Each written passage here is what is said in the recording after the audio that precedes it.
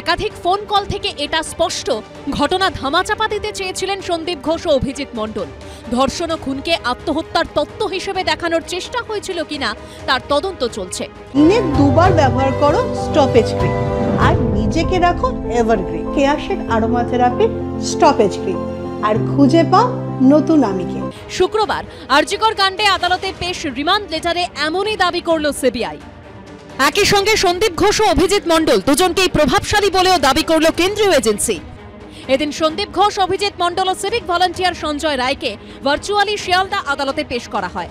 সন্দীপ ও অভিজিতের 3টি মোবাইল ফোনের forensic report খতিয়ে দেখার উল্লেখ করে সিবিআই এর আইনজীবী আদালতে দাবি করেন, মোবাইলের ফোন কল থেকে মনে করা হচ্ছে সন্দীপ ঘোষ ও অভিজিৎ মণ্ডল ঘটনা চেপে যেতে চেয়েছিলেন। তথ্য প্রমাণ নষ্ট করার চেষ্টা হয়েছে কিনা তদন্ত করে দেখা হচ্ছে। পুলিশের ভূমিকা সিবিআই স্ক্যানারে রয়েছে। চিকিৎসকের ধর্ষণ খুনে ধৃত সঞ্জয় রায়কে আশ্রয় দেওয়া হয়েছিল কিনা তাও তদন্ত করে দেখা হচ্ছে। পাল্টা টালা থানার প্রাক্তন ওসি অভিজিৎ মণ্ডলের আইনজীবী সওয়ালে বলেন, সিবিআই বলছে চাপা দেওয়ার চেষ্টা হয়েছে। তারা দাবি করছে জেরায় প্রশ্নের উত্তর এড়িয়ে যাচ্ছেন আমার মক্কেল।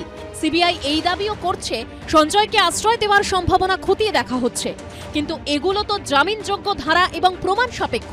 ওরা যেমন চাইছে তেমন উত্তর দিলেই কি ভালো হতো? সন্দীপ ঘোষের আইনজীবী আদালতে সওয়াল করে বলেন, সিবিআই বলুক কবে মোবাইল ফোন ও টালা থানার সিসিটিভি ফুটেজ ফরেনসিক পরীক্ষায় পাঠানো হয়েছিল। সিবিআই সরাসরি অভিযোগ করছে চেপে যাওয়ার চেষ্টা হয়েছে, কিন্তু কি চেপে যাওয়ার চেষ্টা হয়েছে তা বলুক। সমস্ত ছোট ছোট প্লেয়ারদের নাম সামনে আসছে। সন্দীপ ঘোষের পক্ষে এত বড় প্রাতিষ্ঠানিক দুর্নীতিকে, এত বড় লুটকে, পরিকল্পিত হত্যাকাণ্ডকে একা টেনে নিয়ে যাওয়া সম্ভব হয়নি। প্রমাণ লোভ, অকুস্থলকে অল্টার করে দেওয়া একা তার পক্ষে সম্ভব হয়নি। শুধু একজন থানার ওসি এত বড় কাণ্ড ঘটিয়ে ফেলেছেন এটাও বিশ্বাস করা অসম্ভব। তাই এই চাঞ্চল্যকর তথ্যে কিন্তু ধীরে ধীরে মানুষ চঞ্চল হয়ে যাচ্ছে। আমরা শেষ দেখতে চাই। সিবিআই কোর্টে যা যা বলছে অধিকাংশ ক্ষেত্রে এইসব স্টেজে এগুলো বলে থাকে এবং পরবর্তীকালে এগুলোর ট্রায়ালের সময় গিয়ে দাঁড়ায় না। কিন্তু কি হবে না হবে এগুলোর মধ্যে আমরা ঢুকছি না। যদি সত্যি অন্যায় করে থাকে, তাদের ফোন থেকে যদি এমন কিছু পাওয়া যায় যেগুলো সত্যি আপত্তিকর ইত্যাদি, সেগুলো যিনি বিচারক তিনি বুঝবেন। 18 তারিখ অবধি 3 জনেরই জেল হেফাজতের নির্দেশ দেন বিচারক। আবির দত্তের রিপোর্ট, এবিপি আনন্দ, কলকাতা। আপনি কি আশিস পান্ডেকে ফোন করেছিলেন এবং ওই দিন যাওয়ার জন্য বলেছিলেন? ঘটনা যখন আমি শুনেছিলাম যে 10টার পরে, তখন আমি তো বললাম যে আমি স্তম্ভিত হয়ে যাই।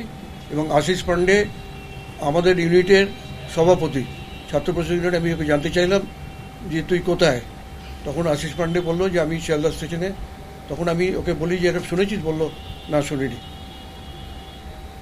আপনি কি ওকে যাওয়ার জন্য বলেছিলেন?